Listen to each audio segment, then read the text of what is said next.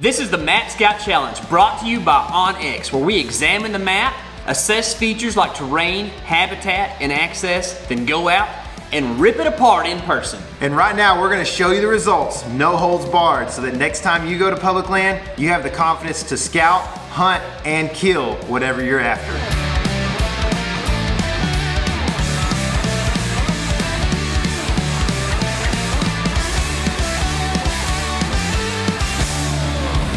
Seriously just happened.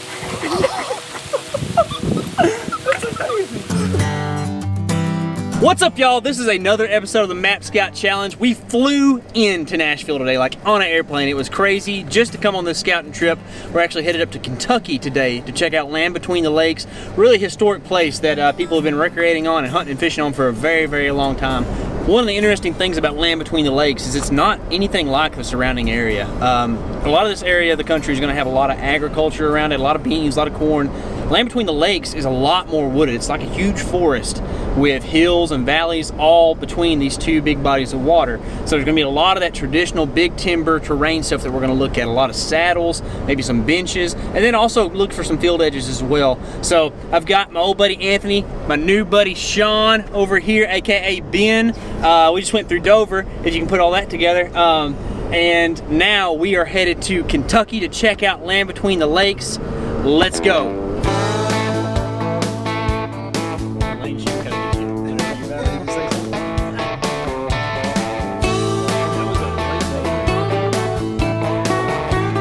This used to be like a traditional, like backwoods, you know, country folk little refuge back here. Yeah. Back when it was known as Land Between the Rivers and not Land Between the Lakes. The U.S. federal government came in and they were taking the land and they were going to dam up the Cumberland. Dirty feds, man. Yeah. So they were going to dam up the rivers. And in the process, they like annexed all of this as like federal recreating land. Yeah. And dude, they kicked out hundreds and hundreds of families. And so from what I understand, a lot of the people who stayed local are like really pretty bitter toward the federal government. Right. So what happened, like as like a lot of the families were like protesting to, you know, keep their land and their houses and stuff, the government was just coming in. They just didn't give two craps and just started bulldozing houses and like setting houses on fire. It was like pretty bad. Like I would imagine that I probably would have like died fighting for my homestead or whatever. Yeah. But like I'm like thankful that like we have this out here, but at the same point in time, like that's kind of a crappy trade-off. Isn't there something where like one of the lakes was formed naturally by an earthquake or something like that, and they came in and built the other one or something? Do you know what I'm talking about? I'm not too familiar with. So I don't know that, but just some guy told me about that. And he's like, man, you ought to really look that up, and I never did because Abandoned house.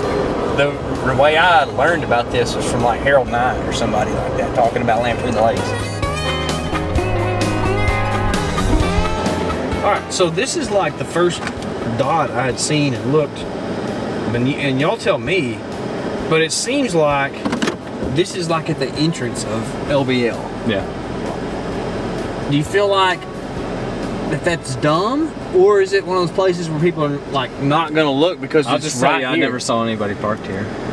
Now, come turkey season, if it's an open field, there's going to be 100 people here. Yeah, that kind of makes but sense. that's like that was the way the entire, you know, recreation area. Yeah. But right here, I mean, I was out here a good amount last year whitetail hunting. I never saw anybody hunting here, but I mean, of course, you got the welcome center over here. You probably have some people like walking, you know, around. They probably feed them lettuce out the back door. They might. We haven't even made it to Smoky yet, so you know we're like not far into it. So that wouldn't be a bad, or it's probably an easy little trek down into that corner. Mm-hmm. You know what? It's a quarter mile or something. It's kind of one of those places that could be a little overlooked spot. I mean, Worth hitting? yeah. Let's I mean, do it. we're here. We're here. Let's do it.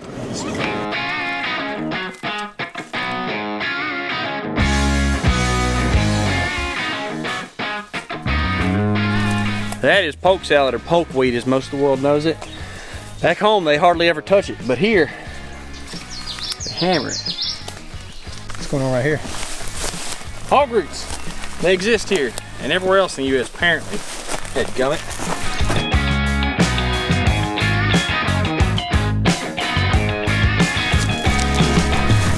Just saw a deer right down here in the corner, kind of where we're headed.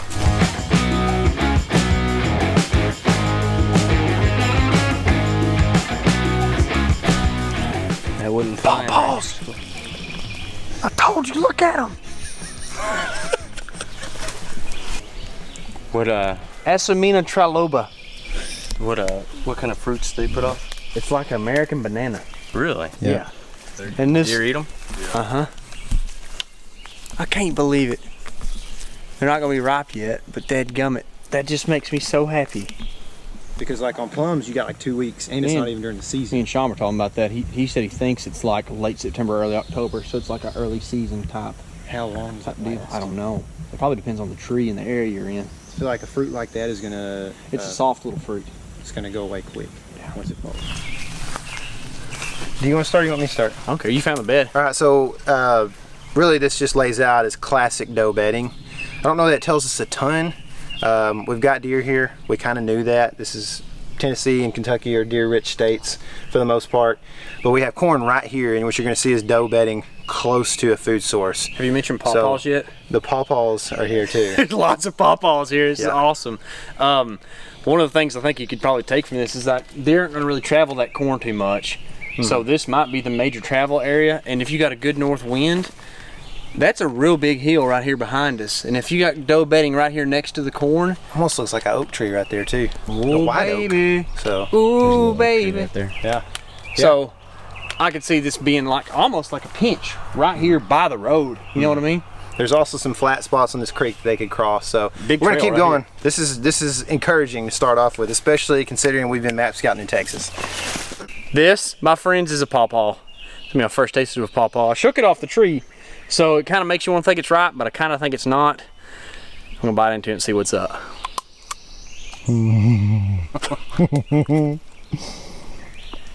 It doesn't taste like anything. Kind of like a cucumber almost at this point. You can see the seeds are still like barely even formed. Makes me sad. Not bitter. No, not bitter. Like just kind of like cucumber, like almost bell pepper kind of taste.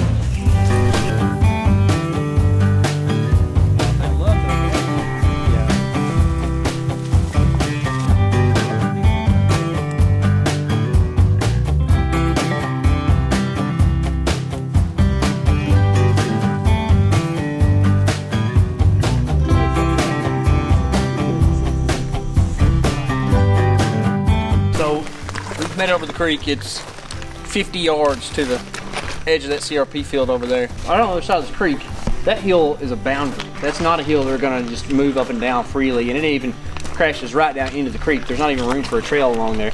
All there is this saddle right here, and if they were using it much, you'd see a trail. Well, there is one kind of right there. If you're looking at a bed to feed pattern here, there's no great way to come off the hills here to go to food over here, That one right? right there, and it's not even that well used. Right, and it's steep, you know. Like I said, it's not well used because it's steep. So this flat river bottom right here on this side is where you're going to see probably bucks, like you said earlier, scent checking a field, and you're going to be able to set up right in here, blow your wind back to this, you know, stuff that's probably not used as much. Yeah, I don't think you want to set up on the field edge by any means. No.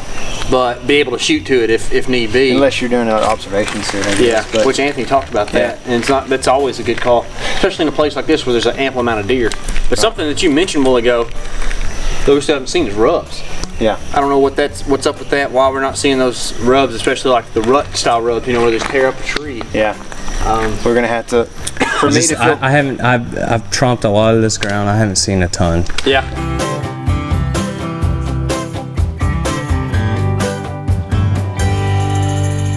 So, all right, we gotta go and hit at least one more spot. All right, so out of those two right there that we're looking at, which do you think is the better spot as far as hunting pressure and like actual ability to see some deer sign? Yeah. So I think that this spot over here, right next to the river, is probably going to have a lot less pressure. Okay, I like that. I've actually been over here to this spot, and I just don't know if there's a food source in it. So it could be fallow right now. Yeah. Well, so you're saying planted food source. It could also be, you know, something where they get a lot of forward browse and stuff too. But you think the one by the river is going to be all in all, like, you think those are planted in little fields right there? Yeah, I would think so. If they're brown like that, then they're definitely probably going to be planted. Sweet. So I think let's hit this road. We're right here anyhow. Yeah. Let's hit it real quick. I mean, that's really a quick little jaunt off the road, and cool. Yeah, we'll get to see some cool country out here for sure.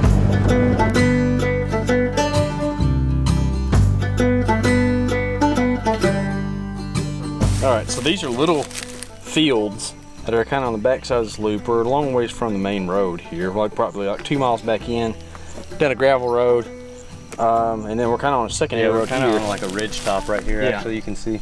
You know, drop back down into the lake bottom over there, and we've got the back side of this field right here. There's going to be a kind of northeast facing slope right there that slopes down to that slough, and we think that that's probably a pretty good pinch point. Yeah, I think so. I think they'll probably, you know, travel that upper third right through there. They got obviously plenty of water. There's a lot to eat out here already from what we've seen. And there's a lot of bottom down there. There's always food, like, you know, native forbs and stuff down there that eat in the bottom too. So this is definitely a good spot to try to maybe drop a camera. So hopefully we can find a good spot back in there. Yep, let's go.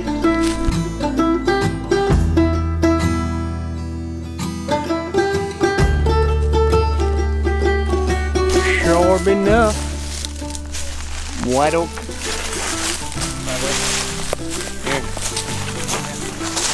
Oh, there you go. Can you glass any acorns in it?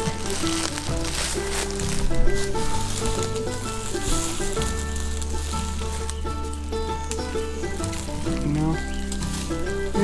Yeah, I do see some. They're very small, very little. I mean, it looks like it hadn't been hit in a while, but that's sure enough something's been rubbed on. Buckstine's a big deal. We just went right into the field edge, into the timber.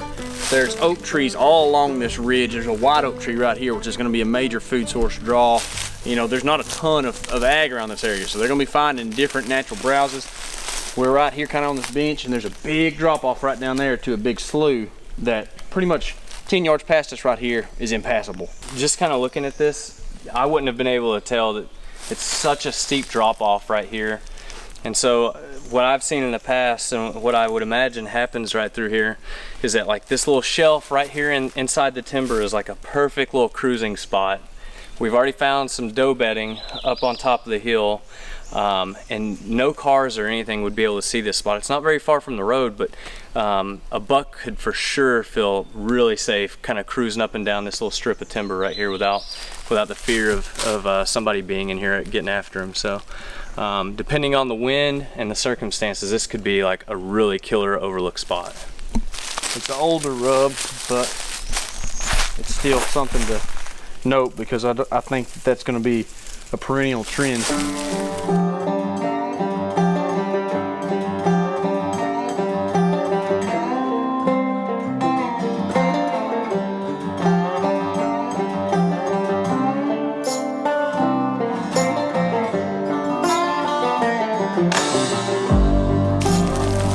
Okay, so I'm going to put this camera about deer shoulder height and face it downhill with a pretty large stick right here behind it.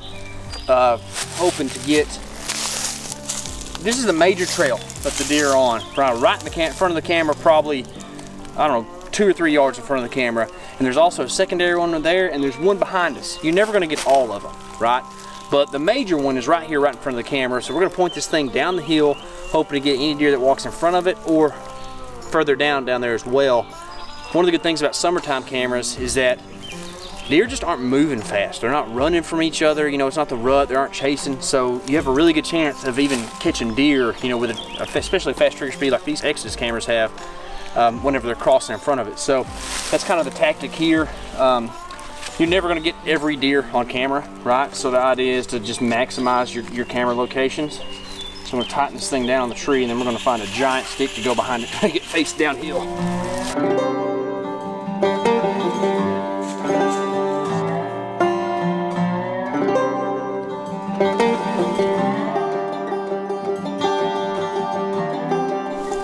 We really like where we were at just then. So we're actually right to the north of that rub, and You picked this dot?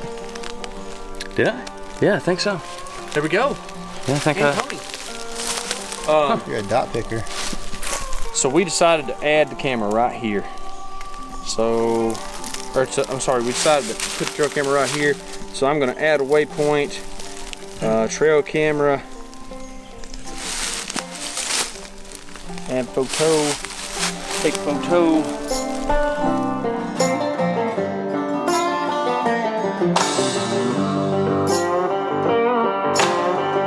In case you need a little closure for Tennessee and how good this place actually is, we were just walking out from where we hung that trail camera, and I spotted this. Well, we didn't know what it was when we saw it, but you can definitely see a serious browse line at shoulder height right here from the deer just smoking this stuff from the ground all the way up. It ends up we walk over here and it's rows. It's some type of multi-floor rows or something, but they've just been eating the tar out of this thing. So you know that the deer density is pretty good. And if you find a pinch point in a place where there's good deer density, there's a guarantee, well, almost guarantee that you're gonna be able to find some deer. And that's exactly where we hung the trail camera. So pretty excited to see what's on that thing come in a couple weeks. So Tennessee was bad to the bone. It was awesome. We found pawpaws. Finally, we found pawpaws. There were a few points and a few takeaways that we had that we wanted to emphasize. KC, start us out. So it is a huge amount of public land. Huge, I'm telling you, huge out there. There's also a really large deer population in this area, and that was really cool to see. But I do think that terrain is gonna be a factor when you go there to hunt. Yeah, for sure. I noticed hogs. I noticed that the deer were pockety as well, and I noticed that I think deer are gonna move around like weekly to bi-weekly throughout the season. So we're gonna elaborate on these points just a little bit. KC, what does a huge amount of land mean to you? A huge amount of land in this case is over 67,000 acres in land between the lakes in Tennessee. That's not even counting the other portion in the state north of there, but 67,000 of acres of land for you to run around on and find deer on. That's a lot of country. Yeah. Think about this. I don't know what the hunter numbers are. You can probably look that up online on the DNR or something of who uses LBL that year. But say there's 300. Do a little math right quick. That's still a crap ton of land per hunter to be able to go out and hunt on. Yeah. That makes me feel good. Yeah, for sure. Gives you some good opportunity. Another thing that could give you some opportunity, and I don't know the rules, the regulations up there and how they want to handle this in Tennessee, but down here we can shoot hogs year round. So if it's the same way in Tennessee, that's a big opportunity for hunters as well. There are a lot of hogs running around apparently, or maybe we just went to the right spot the first, right off the bat or whatever. I don't know, but there was definitely hog sign. Yeah, there's a lot of hog sign there right around all those pawpaws and stuff. And you know what else there was? Surprisingly, a pretty large deer population. Yeah. Like, we saw a lot of deer sign, which I guess is easier to do whenever you go to places where the deer are a little bit bigger. But honestly, I don't expect those deer to be much heavier than our deer around here. Like, you go up further north into the Midwest and stuff, you're gonna find bigger bodied animals. They're gonna lay down more sign. Well, we were finding quite a bit of sign, trails and all, beds in an area, that we didn't really cover a ton of ground. We still saw a lot of deer sign. And two, we saw a lot of deer just driving around. There's footage of like 25 deer in a pasture. Yeah, there was or a something bunch. like that. And that wasn't even late in the evening. No, that was early. like 5 p.m. or something. Yeah. Bucks are running everywhere. There's definitely a lot of deer there. In the first place we walked into, that first field, we didn't get footage of it, but there was a doe that ran off from the cornfield as we're walking in. We could have seen her from the road if we had been still sitting in our truck. We found deer beds right beside that corn. I mean, there's a lot of deer. I do think the deer, similar to Kentucky a little bit, are kind of going to be pockety throughout the year. And so I think you're going to have to spend a little time figuring out where the deer are. And I'll kind of visit some other points later that I have about that. But there are definitely maybe dead zones or whatever. And I think a lot of that might have to do with pressure as well during the season, which could help you out. If you find that pocket, the deer pressured in there, it's going to be pretty thick, I think. One of the things you need to understand about deer in pockets and deer experiencing pressure is that there will be terrain features that they will use to separate themselves from humans and just from general pressure out there, okay? Like they like to get down in little holes or use those saddles or use like the secondary ridges and that sort of thing, which we found a ton of that there. I mean, even driving around, There's a main highway goes down the middle of this thing, and that's going to be like the flattest spot, and you still are going up and down hills the whole time. Then you branch off on all these little side roads. Man, you're going up and down and around and everything, and then you get out there and walk it, and you're talking about having to gain and lose elevation quite a bit.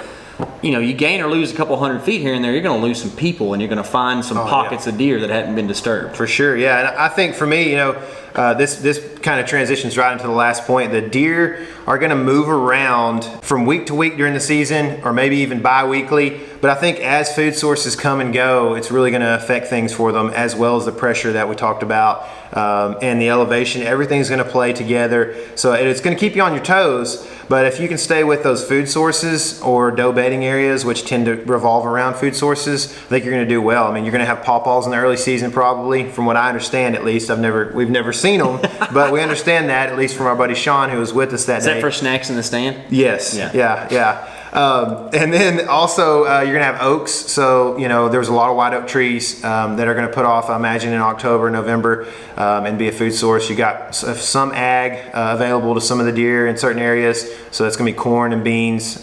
Beans could be early season or late. The corn could be throughout the year, just kind of depending on if there's anything that's naturally growing or dropping or whatever or not. And then you're gonna have red oaks late, I think, as well. So, you know, the tannins will break down, and finally in that maybe like December area, you could rely on some red oaks or something as well. So with that said, let's go to the map and look at a few different spots. So we did something kind of unconventional. We didn't go to Land Between the Lakes and dive way off in there. We did the exact opposite of that. We actually stopped like at the gate pretty much. Yep. Because I think what I've learned on public land around the country is that people want to get way back in there. Well, there's good hunting to be had right pretty much at the park entrance, or whatever you want to call this place. I mean, right? we had a guy on Instagram today tell us he's killed like 2 or 3 bucks from right next to a paved road. Yeah. I mean, it happens all the time. So, but you always hear go way in deep, and yeah, there's people that aren't going to be there for sure. You're gonna have less competition overall, but sometimes you're going to end up in there with a hardcore hunter that knows what he's doing. He's already killing deer before you can get to him. Yeah, he's up there in a saddle and he says, you know, you don't want that either. So 67,000 acres of LBL in Tennessee, right there. 67,259. That's a lot of land, okay? We decided to not explore any of that. No, I'm just kidding. But we literally took the highway in, drove down the hill, and got out of the truck right here. Okay, there's a big no hunting area to the south, which always is a good thing. You can't actually hunt this, right? But you got to figure that there's a lot of deer that are using this and use that as a refuge. And when you're close to that, those deer are still going to venture out from there from time to time. There's agriculture fields here. You can't really tell what these are from the screen. This kind of looks like beans on the screen. I think it was this year, but this ended up being corn, right? And we didn't, all this was corn here. But we did walk down, and we really like this spot. We found the pawpaw trees. A lot of stuff comes together right here. You got a creek, you got a big bluff right here. Old field. Old field, that looks really good. And then 3 fields here, and then to the south of it, a big bluff system, or lots of terrain, different things, places for deer to bed and hang out. So looking at that, really liking that spot, I thought that this spot right here would probably line up pretty similar to that. If you look here, lots of agriculture fields. I don't know, corn or beans, doesn't really matter. Deer are going to be using it somewhat. Decent amount of ridge systems and stuff. A really big one up here to the north, middle one here, and one down here. Pretty far from the main roads. Anywhere you see these purple roads, you know that those are easily driven. Most of this, I think, is trails right here. Yeah, north-south trail. So you can't really take a vehicle anywhere except to right there. So this is a decent little distance in from there. You're talking, you know, half a mile to that map dot right there from where you got to park your truck. So pretty far in, same scenario. If we go over the topo layer, you can see there's some creeks here, maybe even a body of water there, and we're setting up, you know, along the edge of a creek, old fields here, ag fields here, and a lot of different terrain and just different habitat features meeting in one spot. So you know that that's going to be something deer are using sooner or later. For sure. I like it. I like it too, man. So the next place we hung a camera was right over here. We went quite a ways off the main road, found a fallow field actually. Saw this on here, but we decided we'd walk over here and check it out anyways because we kind of like this marsh back here. And I don't know, it's just kind of not a spot that you're going to drive to Tennessee to go pick out on the map and hunt because it's just kind of small. You know what I mean? Like pushed up against this lake. But once you walk back here, one of the things we noticed for sure before that though is that this road right here, although it shows up as purple on here, is usable to a certain extent, but it's not a main route of travel. Okay, so that means that there's not getting a lot of pressure in any of this stuff here. Go up here, not a pull off here, so you got to pull off the road and kind of park kind of weird.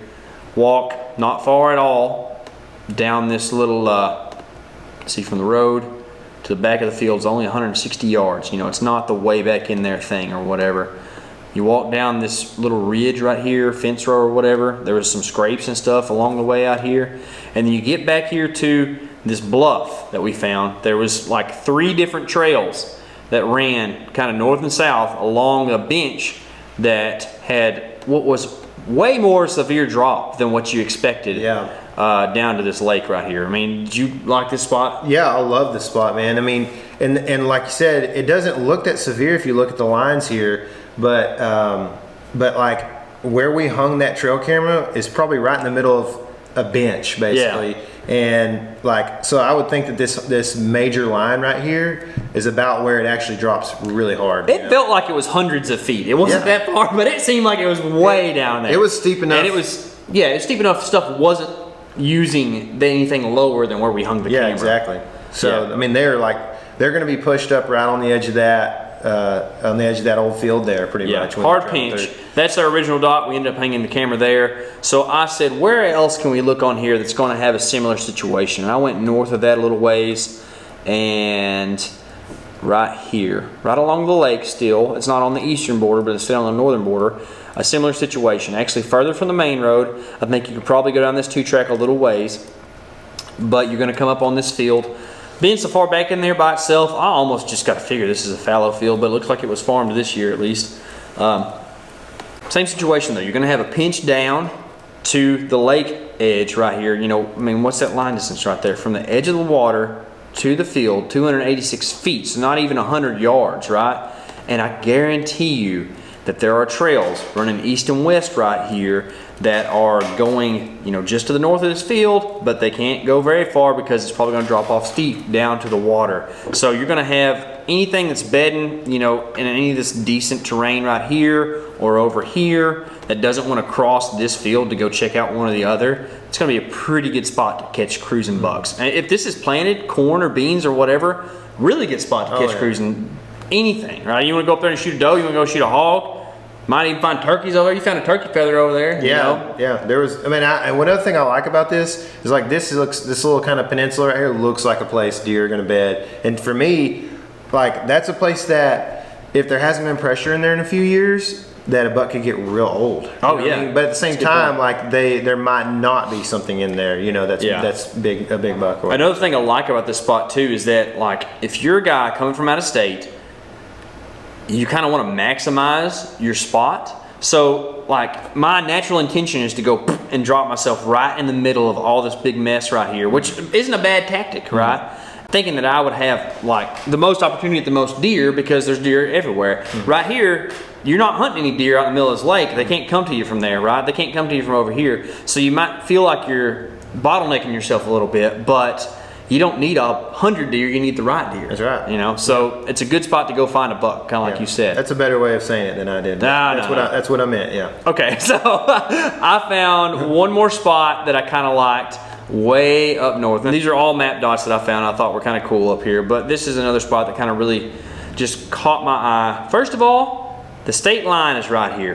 If you don't have a good mapping system like onX, then you're gonna probably feel real weird about hunting close to the state line, okay? Now, given there's fields all right here, there's a little no hunting zone here, there's fields all right here, it's a good looking spot, man. And if you're pretty confident about where you're at on the map, this all shows to be corn right here.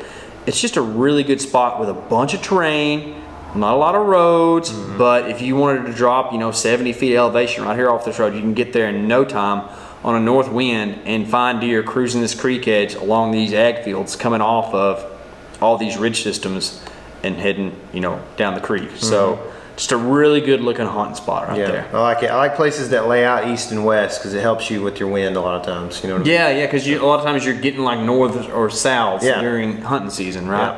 Yeah. And then as well, it almost, I don't know, it feels right with like the way the sun works too. Oh yeah, you know what I mean? For sure. Yeah, 100%. Well, guys, we appreciate you watching. We also have a Land Between the Lakes Kentucky version, so go check out that link right there if you're interested in hunting Land Between the Lakes. Subscribe, comment if you got any thoughts about this. Those kind of things help us out tremendously. We put a lot of work into these, and we appreciate if you interact with us in those ways. Hit that like button too. Yeah, do that as well. Also, you can submit a map dot if you want us to go check something out. It's going to be public, granted, but if you don't think you're ever going to be there and you would like to see what it looks like back in there, or if it's going to help you relate to another area, submit something to us. You can send us a message on any of the social media platforms. You could comment it here right in the comments below. Real public. Yeah, it's going to be real public at that point. So anyway, do all that, and remember, this is your element. Living it.